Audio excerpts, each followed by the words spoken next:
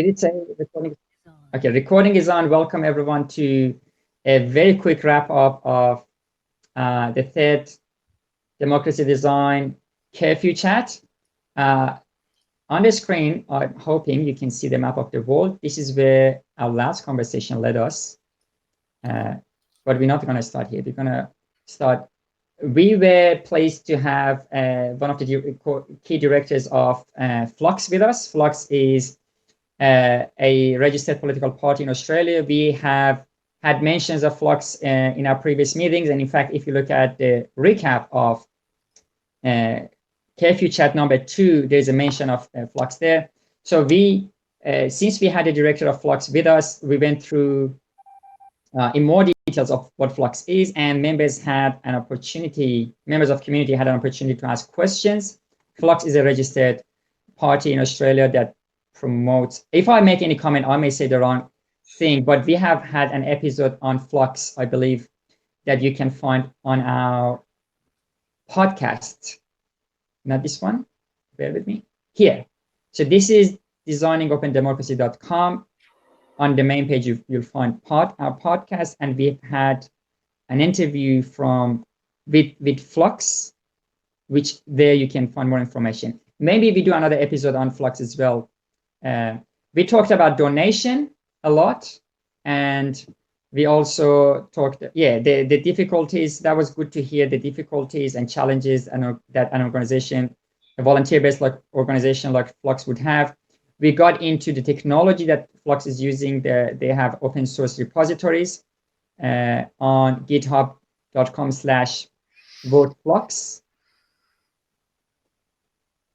That was very good. We went into details. And speaking of that, at the end of this conversation, we were joined by one of people who have influenced the UX, or maybe what's going to come as the new version of the app. With us, Baron. Thanks for joining us. Yes. So Baron, hello. Yeah, if you want to make a quick comment, this is your opportunity. It's going to be on the video. Okay.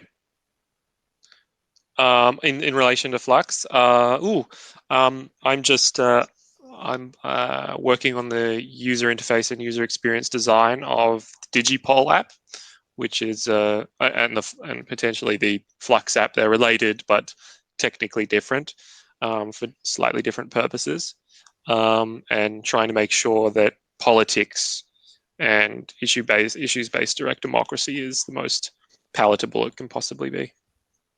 The most palatable, yeah, that was the word I was looking for. So this is all open source online on GitHub. You can find. We talked about one of the features that the new app apparently has, which is about letting you see the latest bills that are in front of the parliament, whether I think federal is it or state.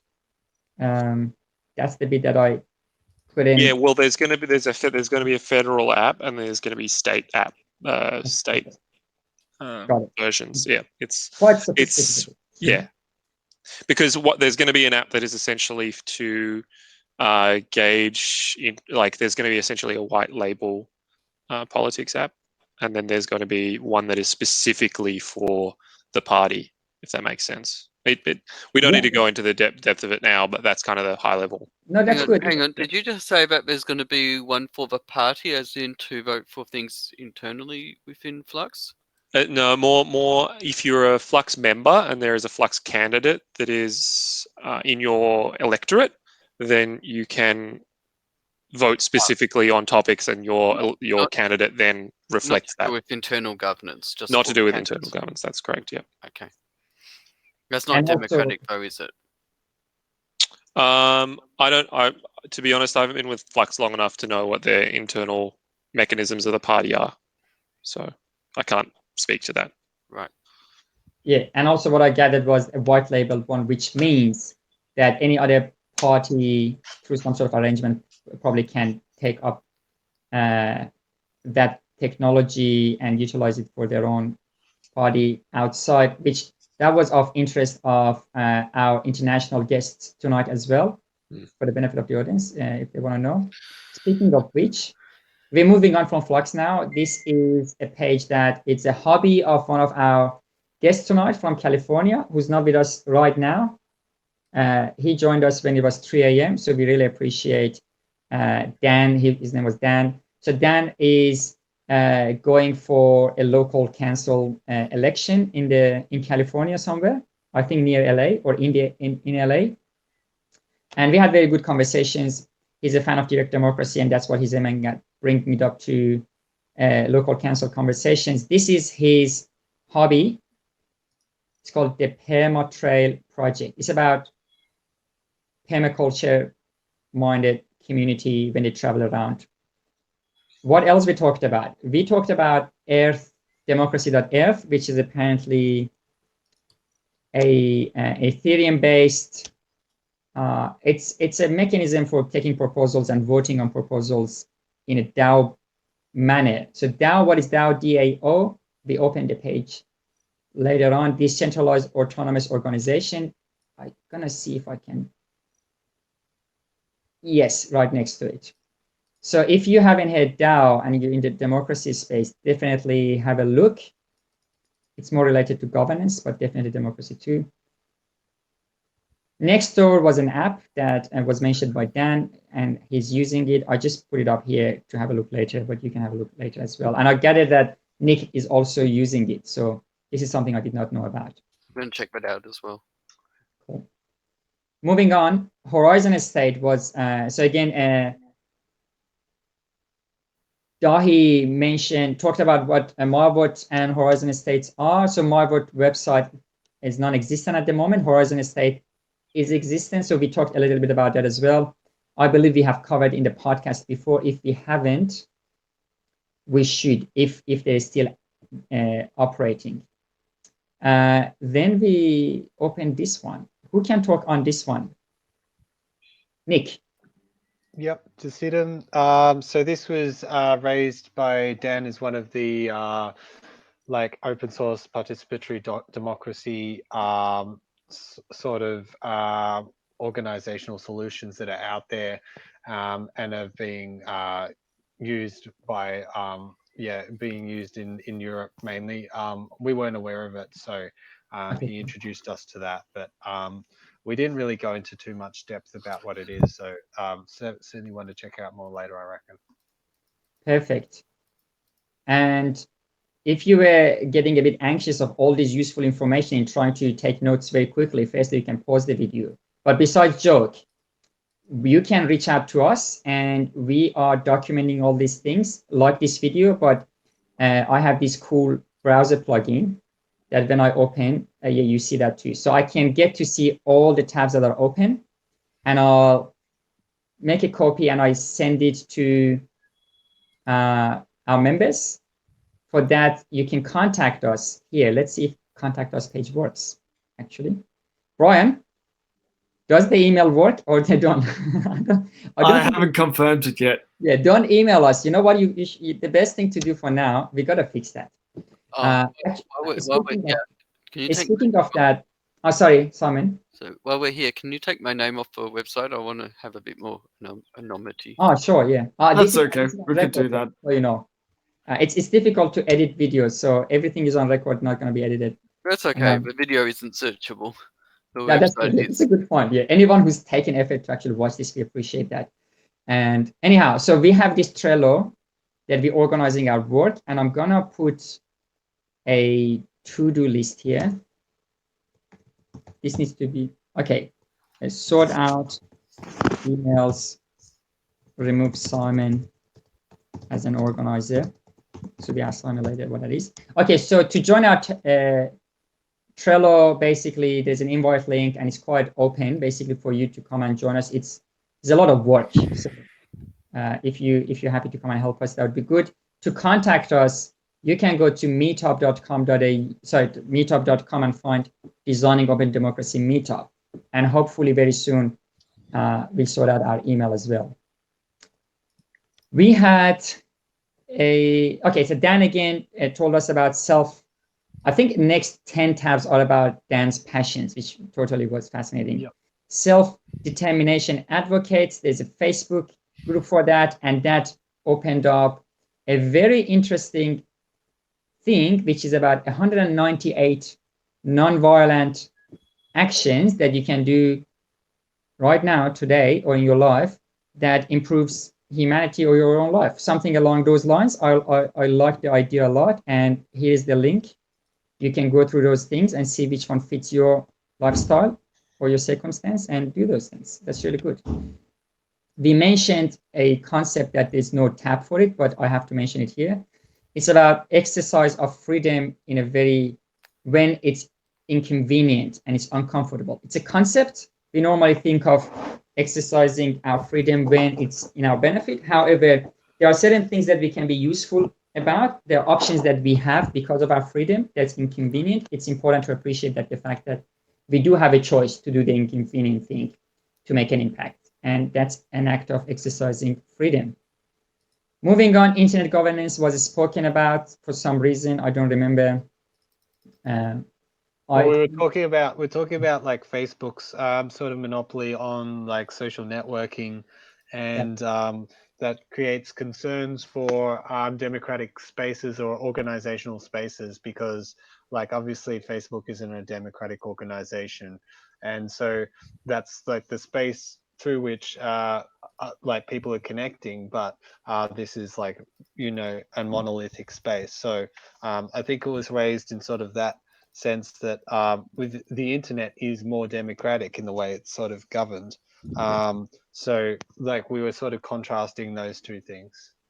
Yeah, that's right, because we said in the old days people would go to the town hall to discuss, but right now anywhere online you want to go to that online town hall, it's already on the land of a corporate or a company or something that's not it's not similar to that concept of a town hall that belongs to the people. And then I mentioned the internet itself is a bit like that, and internet governance is a thing. And in fact, if you're in Australia, or for that matter, anywhere in the world, next week, if you're watching this the next few days from today, which you don't know what today is September 26th, then you can attend NetThing. That's the date here, October 1st to the 2nd, 2020. Yeah, NetThing is Australian internet governance conversations happening in a few days' time. And even if you're watching this in 2030, there might be NetThing happening. So look it up. Moving on, that's our Trello board. This is Javaorg, and Osman, who founded this website, is with us today.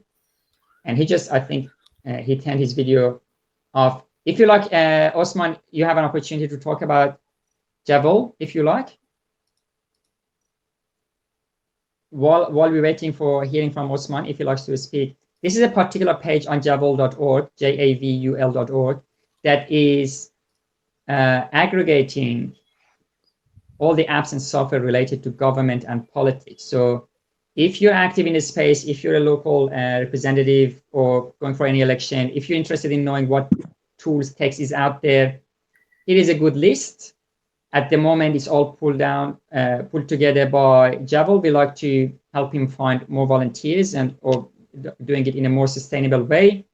I believe Flux is going to be added to this list as a result of Osman joining our community on designing open democracy. Community land. Sorry. Yeah, I think Flux. I put it on the list that I'll add it there. Yeah. Thank you so much, Osman. If you like to contribute to Osman's work, Osman, what's the best way? Going to Javaorg.org, is it a good way? Yeah, to get to the wiki, javaorg/MW Media Wiki for now. For now, it's just like a temporary wiki. M_W wiki. Sorry, M_wiki. Just MW. MW/MW. So javaorg.org/MW. Yeah, that's the main page. If you want to page. get in contact with Javaorg.org, okay, I suggest, because there's a get involved link, maybe you can put it somewhere there. I'm suggesting, but we can move on from now to make it easier for people to find if they come across this video later on. Okay, community land trust was mentioned by Dan, is one of his passions, which I share with as well, about accommodations in general. So we also in Australia we have an association called Tiny, for Tiny Movement, Tiny House Movement, tiny.org.au, which is being on the ground helping people, and at the same time working with the legislators to improve the legislation around accommodation. We had this link that Dahi sent. We didn't get to talk about it, but I'm going to read it out.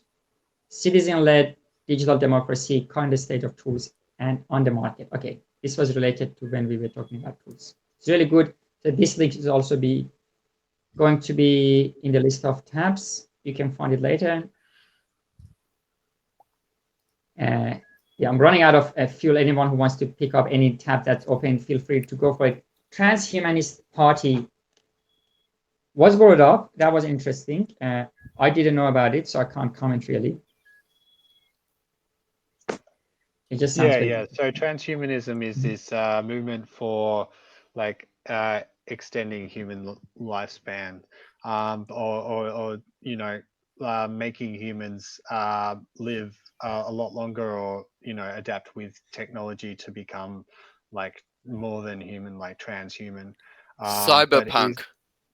But his vision of transhumanism is more like positive, and so terms of like Dan's vision was more like, you know, like as a sustainable sort of transhumanism rather than like a dark transhumanism, more like a positive transhumanism.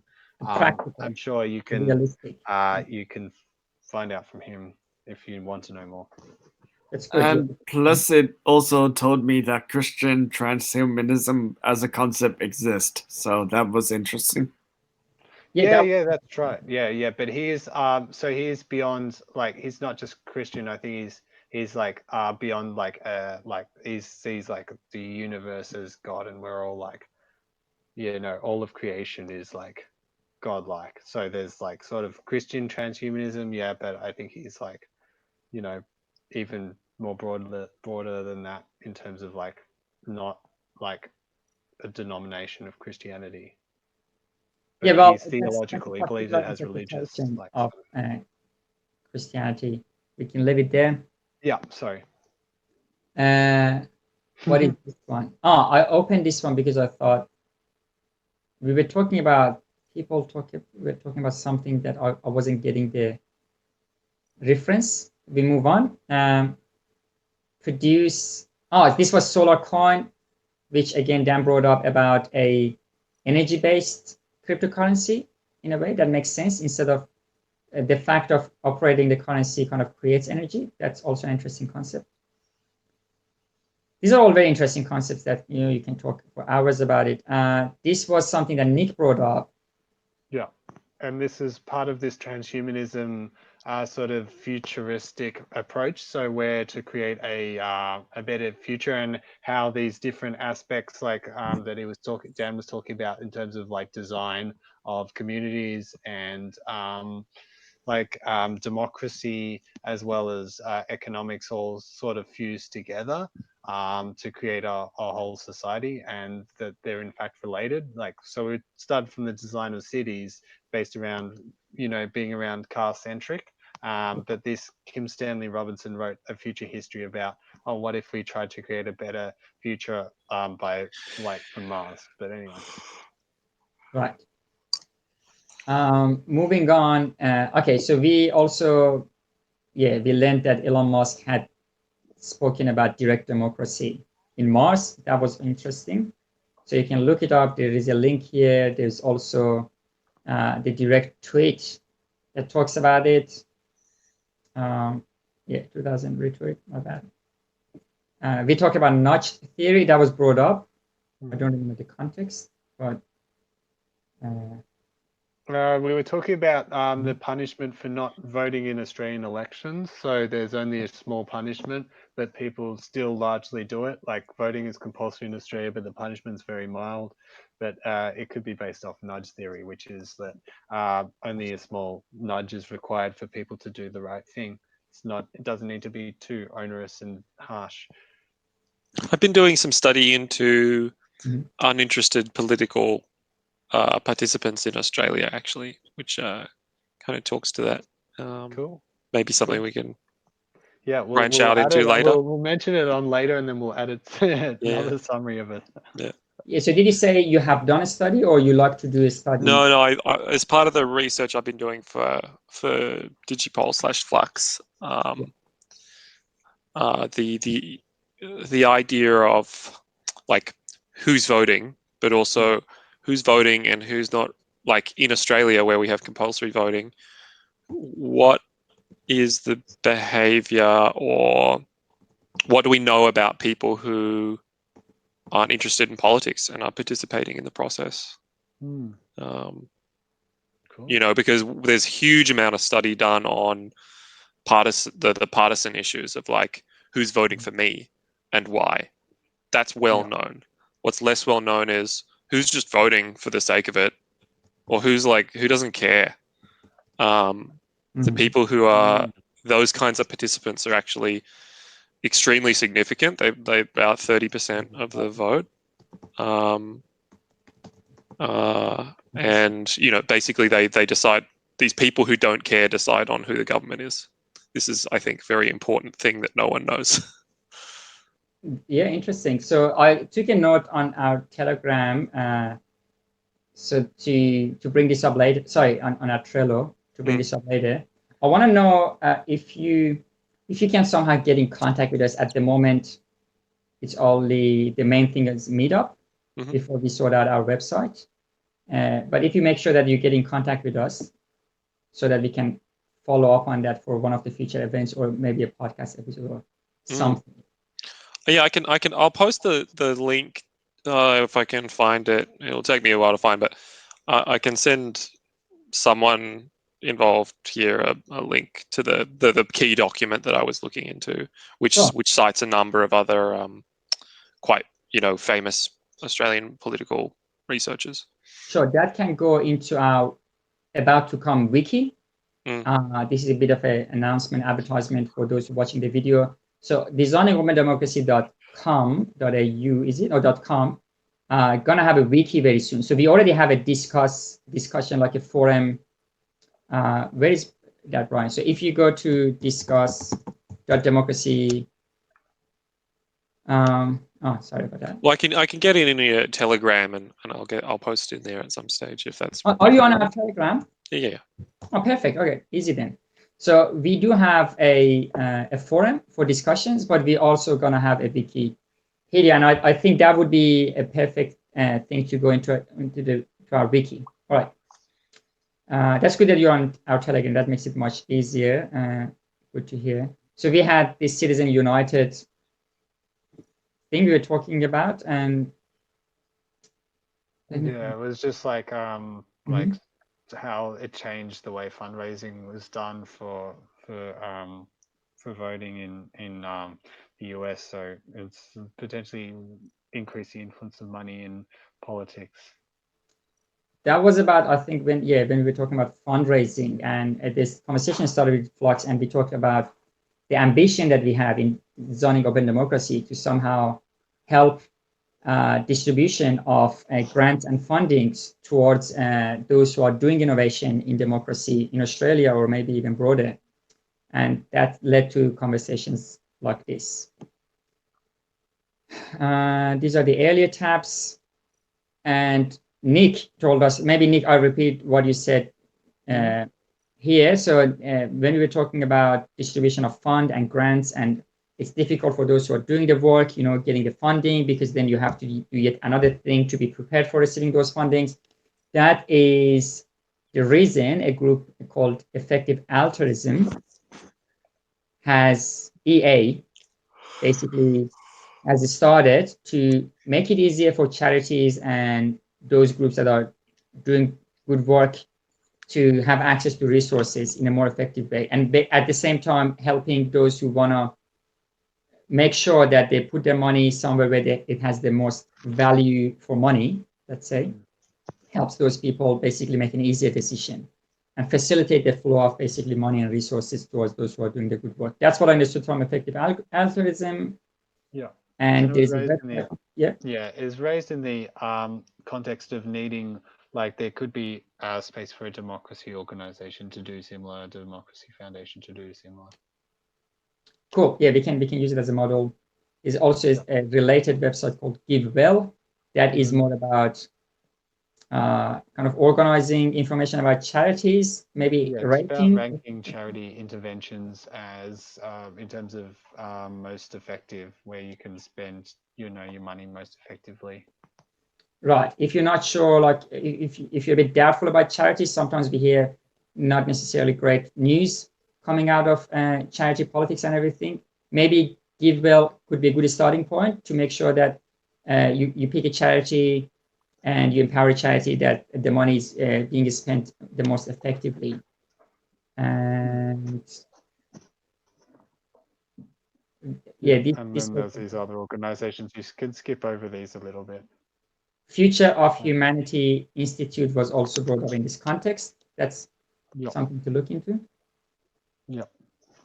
And this is where we started this video. Thanks so much for coming with us. We didn't say what this video is, why this map of the world is here, but we are going to mention it's about a nation somewhere here on this map that's actually, in a way, pioneering a particular type of technology called blockchain. It's right here. This is this little island.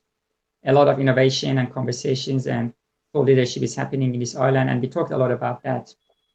And the fact that also Estonia somewhere. Where is Estonia? Oh, here it is. It's doing e-citizenship.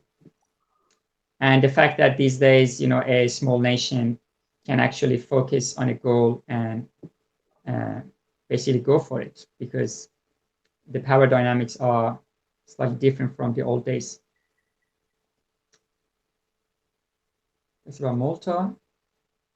And okay, this was the interesting part, rights for robots. We had a little bit of a conversation about that. And this article that talks about Malta being a friendly jurisdiction for blockchain innovation. This was it. Thank you so much. Again, Democracy Design, Open Democracy Design Meetup. And what you're hearing is one of our meetups. We call it Curfew Chats. And maybe when you're watching this video, we're still continuing this. So make sure you go on Meetup and find it and join our Designing Open Democracy. If you search for Designing Open Democracy in Meetup, hopefully you'll find us. www.designingopendemocracy.com. Yeah. Okay. I'm gonna finish on that now that you all bear with us. How long this one took? Because last time 25 minutes. 25 minutes. That's perfect. You're still recording, by the way. I know. Nick mentioned a great point. You can't search in the video, and you know what? They're gonna make it happen too. So someone's startup is gonna transcribe all this video on the internet. Okay, this is our meetup, and this was the third one, and we like to see you in one of our future ones. Thank you so much. No final comments. This is, by the way, guys, like watching the video, this is 20 minutes to the midnight, so it's late in the night. Also, Osman from the US woke up very, very early in the morning to join us. We appreciate that, like always. And, Yeah, and Dan woke up even earlier. Osman? Yeah. I don't know how long I can do this. I've been having really busy weeks nowadays, and the Saturday morning is very precious for me, It's the long weekend. If you're watching this video from the US, for the reason that Osman mentioned, there's going to be a US chapter to cater the time zone. So find out about that, and it's going to be more friendly towards other time zones very soon. So don't freak out for that reason. We didn't intend to freak you out in those time zones. I just wanted to say we're all tired. All right. So stopping the recording, and hopefully we'll see you very soon in one of our Curfew chats.